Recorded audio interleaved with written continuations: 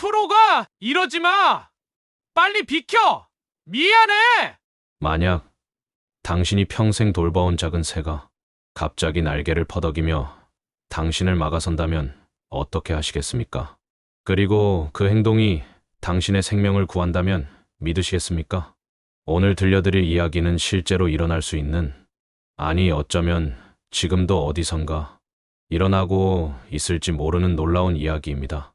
갑자기 새가 날 왜 막아섰는지, 주인을 못 알아보고 공격하는 건지 궁금하시죠?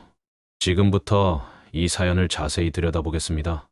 구독과 좋아요는 영상 제작에 큰 힘이 됩니다. 경상남도 하동의 작은 시골 마을, 섬진강이 굽이쳐 흐르는 이 조용한 마을에는 박영호라는 72살의 노인이 살고 있습니다. 영호 씨는 젊은 시절 사진작가였습니다. 그것도 꽤나 이름난 작가였죠. 전국 방방곡곡을 다니며 아름다운 풍경을 카메라에 담았습니다. 그의 사진첩에는 설악산의 웅장함, 제주도의 푸른 바다, 지리산의 붉은 단풍이 고스란히 담겨 있습니다. 한때는 전시회도 여러 번 열었고 사진집도 출판했습니다. 신문사에서 그를 인터뷰하러 오기도 했죠. 하지만 아내를 먼저 떠나보낸 후 영호 씨는 모든 것을 내려놓았습니다. 카메라도 명성도 도시 생활도 모두 뒤로 한 채 이곳 시골로 내려왔습니다. 이제는 조용한 시골집에서 혼자 살아가고 있죠. 그런데 영호 씨에게는 특별한 동반자가 있습니다. 바로 앵무새 초록이입니다. 초록이는 올해로 12살이 된 푸른색 앵무새입니다. 정확히는 코발트블루 앵무새죠. 영호 씨가 60살 되던 해에 데려온 이후로 줄곧 함께 살아왔습니다. 그날을 영호 씨는 아직도 기억합니다. 아내가 세상을 떠나고 한 달쯤 지난 어느 날이었습니다. 너무나 적막한 집 안에서 영호 씨는 견딜 수 없었습니다. 그래서 무작정 나가 동물병원 옆 펫샵에 들어갔죠. 그리고 그곳에서 초록이를 만났습니다. 작은 새장 안에서 유독 영호 씨만 바라보고 있던 그 작은 새. 마치 자신을 데려가 달라고 말하는 것 같았습니다. 영호 씨는 그렇게 초록이를 데려왔고 그날부터 둘은 가족이 되었습니다. 초록이는 단순히 애완동물이 아닙니다. 영호 씨에게는 가족이자 친구이자 때로는 유일한 대화 상대입니다. 자식들은 모두 서울에 살고 있습니다. 1년에 명절 때나 한두 번 내려올 뿐이죠.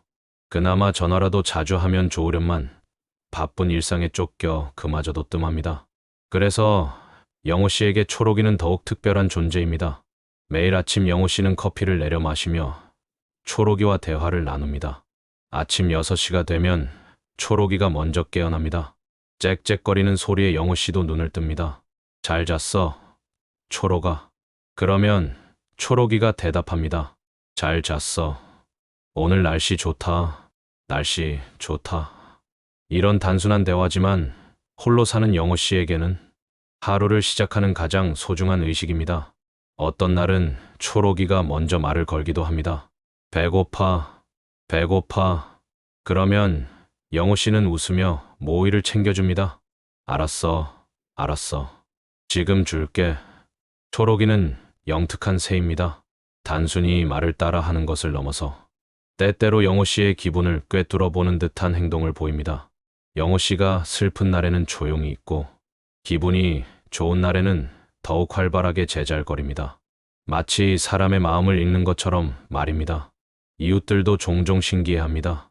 영호 씨네 앵무새는 정말 똑똑하다고 말이죠. 어느 화창한 가을날이었습니다. 단풍이 한창 물들기 시작하는 시기였죠. 영호 씨의 휴대전화가 울렸습니다. 전화를 건 사람은 김철수. 영호 씨가 젊은 시절 함께 사진을 찍으러 다니던 오랜 동료였습니다. 철수는 영호 씨보다 5살 아래로 지금도 왕성하게 사진 활동을 하고 있습니다. 형님, 이번 주말에 지리산 단풍 찍으러 가시죠. 올해 단풍이 정말 끝내주게 들었대요. 인터넷에도 벌써 사진들이 올라오고 있더라고요. 우리 나이에 이런 기회가 몇 번이나 더 있겠어요. 마지막 기회일지도 몰라요. 마지막 기회. 그 말이 영호 씨의 가슴을 찔렀습니다. 그렇습니다. 70이 넘은 나이에 언제까지 산을 다닐 수 있을까요? 무릎도 예전 같지 않고 숨도 쉽게 찹니다. 하지만 그래도 한 번쯤은 더 가보고 싶었습니다. 그 아름다운 지리산 단풍을, 젊은 시절 그토록 많이 찍었던 그 풍경을. 영호 씨는 잠시 망설이다가 오랜만에 설레는 마음으로 대답했습니다. 좋아, 철수야.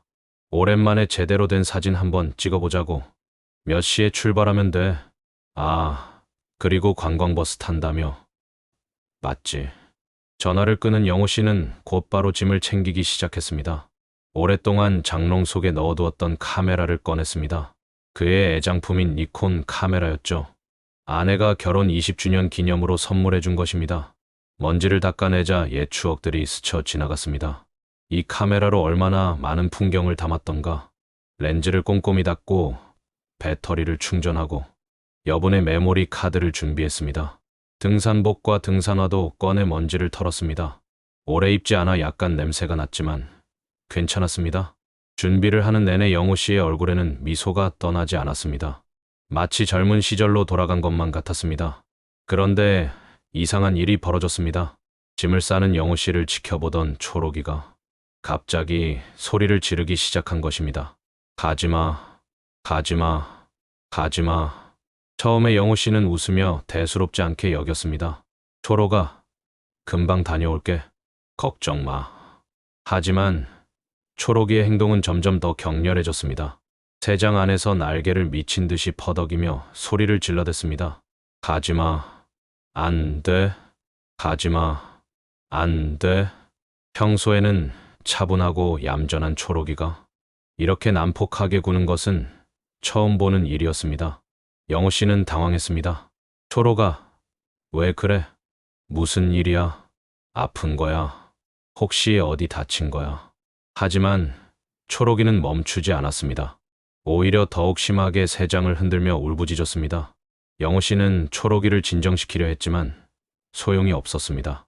새장 문을 열어 쓰다듬으려 해도 초록이는 피했습니다. 그저 가지마, 안 돼, 위험해 이 말만 반복할 뿐이었습니다. 그날 밤 초록이는 밤새도록 울었습니다. 가지마, 안 돼, 위험해, 위험해. 영호 씨는 잠을 이루지 못했습니다. 새벽 3시, 4시가 되도록 초록이는 멈추지 않았습니다. 영호 씨는 걱정이 되어 인터넷을 검색해봤습니다. 앵무새 이상 행동, 앵무새 스트레스, 앵무새 질병. 여러 가지를 찾아봤지만 초록이의 증상과 정확히 맞는 것은 없었습니다. 초록이의 이상한 행동이 마음에 걸렸습니다. 혹시 정말 무슨 일이 생기는 걸까? 동물들이 재난을 예감한다는 얘기를 들은 적이 있습니다. 지진이 일어나기 전에 개나 고양이가 이상 행동을 보인다는 것.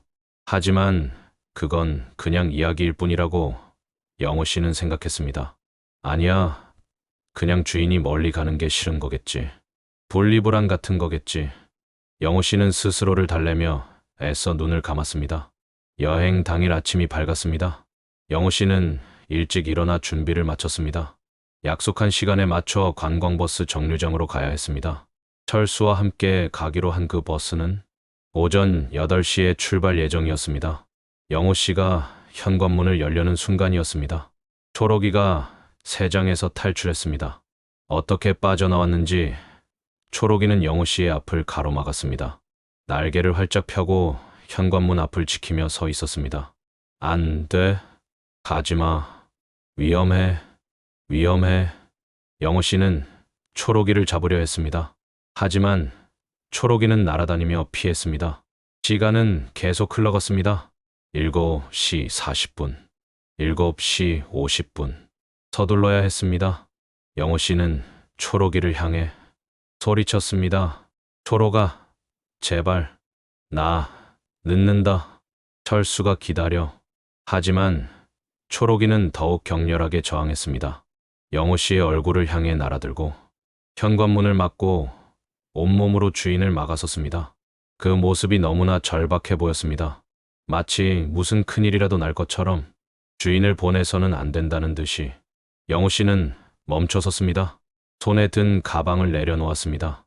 초록이의 눈을 바라봤습니다. 그 작은 눈동자 속에는 간절함이 가득했습니다. 두려움도 보였습니다. 애원하는 것 같았습니다. 제발 가지 말라고 정말 위험하다고 말하는 것 같았습니다. 영호 씨는 한숨을 내쉬었습니다. 가슴 한편이 먹먹했습니다. 이렇게까지 하는데 어떻게 갈 수 있겠습니까? 알았어, 초록아. 오늘은 안 갈게. 너 때문에 못 가겠구나. 내가 이렇게 싫어하는데 어떻게 가겠니? 영호 씨는 철수에게 전화를 걸었습니다. 손이 떨렸습니다. 왜일까요? 그냥 여행 한번 취소하는 건데. 하지만 뭔가 불길한 예감이 들었습니다. 미안해, 철수야. 오늘은 못 갈 것 같아. 초록이가 아픈 것 같아서. 너무 이상하게 구는데 혼자 두고 갈 수가 없겠어. 정말 미안하다. 다음에 가자. 철수는 아쉬워하면서도 이해한다고 말했습니다. 알았어, 형님. 초록이 잘 돌봐. 우리 다음에 또 가면 되지 뭐. 형님 없이 가는 건 재미없으니까 나도 다음에 갈게요. 전화를 끄는 영호 씨는 초록이를 새 장에 넣었습니다. 이번에는 순순히 들어갔습니다. 초록이는 조용해졌습니다. 마치 임무를 완수한 것처럼, 안도하는 것처럼 보였습니다. 영호 씨는 소파에 앉아 TV를 켰습니다. 아침 뉴스를 보려던 참이었습니다. 차라도 한잔하며 마음을 진정시키려 했죠. 그런데 채널을 돌리는 순간 화면에 속보가 떴습니다. 붉은색 글씨로 속보라고 크게 쓰여 있었습니다. 속보입니다. 오늘 오전 하동에서 부산으로 향하던 관광버스가 고속도로에서 전복되는 사고가 발생했습니다. 현재 소방당국이 구조 작업을 벌이고 있으며 영호 씨의 심장이 멎는 듯했습니다. 손에서 리모컨이 떨어졌습니다.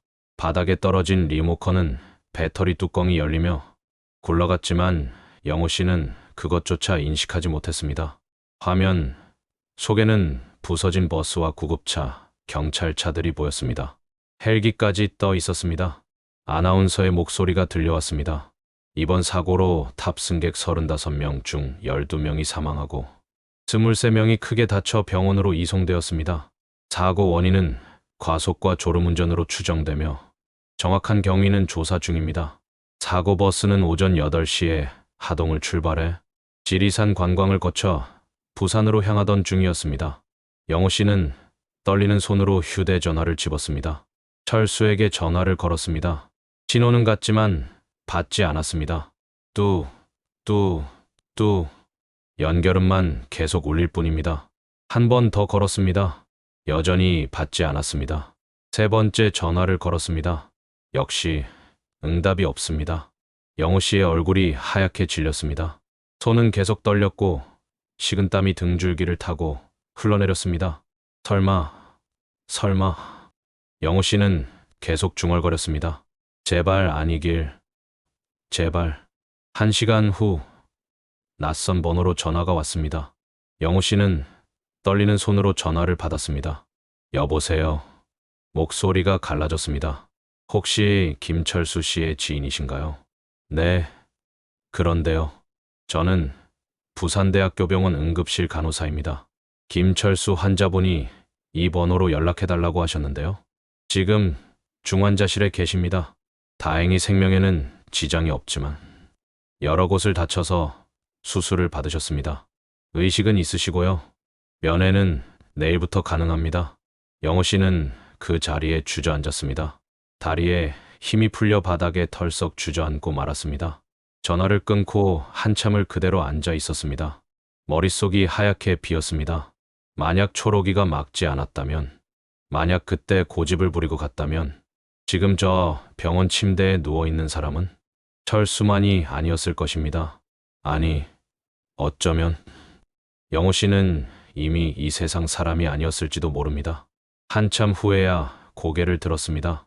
초록이가 새장 안에서 조용히 앉아 영호 씨를 바라보고 있었습니다. 그 눈빛은 평온했습니다. 마치 모든 것을 알고 있었다는 듯이, 마치 할 일을 다 했다는 듯이 말입니다. 영호 씨는 비틀거리며 일어나 새장으로 다가갔습니다. 무릎이 후들거렸지만 간신히 걸어갔습니다. 떨리는 손으로 새장 문을 열었습니다. 초록이를 꺼내 가슴에 안았습니다. 눈물이 흘러내렸습니다. 처음에는 조용히, 그러다가 점점 더 거세게 울었습니다. 초록아, 내가 내 목숨을 구했구나. 정말로 구했어. 도대체 어떻게 알았니? 내가 아니었으면 나는 지금. 영호 씨는 초록이를 꼭 껴안고 한참을 울었습니다. 이 나이에 이렇게 펑펑 울기는 처음이었습니다. 다음 날 영호 씨는 병원으로 철수를 찾아갔습니다. 중환자실 앞에서 한참을 망설였습니다. 어떤 얼굴로 친구를 마주해야 할지 막막했습니다. 하지만 용기를 내어 문을 열었습니다. 철수는 온몸에 붕대를 감고 누워 있었습니다. 왼쪽 다리에는 깁스가 되어 있었고 오른팔도 붕대로 감겨 있었습니다. 얼굴에도 크고 작은 상처들이 보였습니다. 형님. 철수가 영호 씨를 보고 힘없이 웃었습니다. 형님이 안 타서 정말 다행이에요. 아니, 정말 천만다행이에요. 형님까지 이 꼴이 됐으면 어쩔 뻔했어요. 나는 이렇게라도 살았지만 돌아가신 분들도 있잖아요. 12분이나. 영호 씨는 아무 말도 할 수 없었습니다. 다만 친구의 손을 꽉 잡을 뿐이었습니다. 미안해, 철수야. 내가 같이 갔어야 했는데. 아니에요, 형님. 형님이 안 간 게 정말 다행이에요. 정말로요. 며칠 후 영호 씨는 초록이를 데리고 뒷마당에 나갔습니다. 해질녘이었습니다. 서쪽 하늘에 노을이 지고 있었습니다. 주황색, 분홍색, 보라색이 뒤섞인 아름다운 하늘이었습니다. 초록이는 영호 씨의 어깨에 앉아 평화롭게 노래를 흥얼거렸습니다. 예쁘다, 예쁘다. 초록이가 말했습니다. 영호 씨는 오랫동안 하늘을 바라봤습니다. 눈물이 또 흘렀습니다. 하지만 이번에는 슬픔의 눈물이 아니었습니다. 감사의 눈물이었습니다. 살아있다는 것에 대한, 이 순간을 함께할 수 있다는 것에 대한 감사였습니다. 그리고 조용히 속삭였습니다. 초록아, 내가 평생 수많은 풍경을 사진에 담았지. 아름다운 산과 바다, 들판과 하늘을 모두 담았어. 전국 방방곡곡을 돌아다니며 최고의 순간들을 찾아 헤맸지. 그 사진들로 상도 받고 인정도 받았어. 하지만 이제야 깨달았어. 가장 값진 사진은, 가장 아름다운 순간은 바로 지금 이 순간이야. 너와 함께 있는 이 순간 말이야. 이것보다 더 소중한 건 없어. 초록이가 영호 씨의 귀에 대고 속삭였습니다. 사랑해. 영호 씨는 미소 지었습니다. 나도 사랑해, 초록아. 정말 고마워. 그날 이후로 영호 씨는 다시 카메라를 들었습니다. 하지만 이번에는 멀리 가지 않았습니다. 집 근처의 풍경을, 마당의 꽃들을, 그리고 무엇보다 초록이를 찍었습니다. 그의 사진첩에는 초록이의 모습이 가득 채워졌습니다. 날개를 펴고 있는 모습, 모이를 먹는 모습, 햇살 아래 졸고 있는 모습. 매일매일 초록이의 모습을 담았습니다. 각각의 사진에는 날짜와 함께 짧은 메모가 적혀 있었습니다. 오늘도 고맙다고, 사랑한다고, 함께 있어줘서 감사하다고. 영호 씨는 깨달았습니다. 우리가 소중히 여기는 것들은 늘 가까이에 있다는 것을, 때로는 작은 생명이 우리에게 큰 가르침을 준다는 것을, 그리고 사랑은 말이 아니라 행동으로 표현된다는 것을. 우리는 때때로 그저 작은 동물이라고 생각합니다. 말도 통하지 않고 생각도 없는 존재라고 여기죠.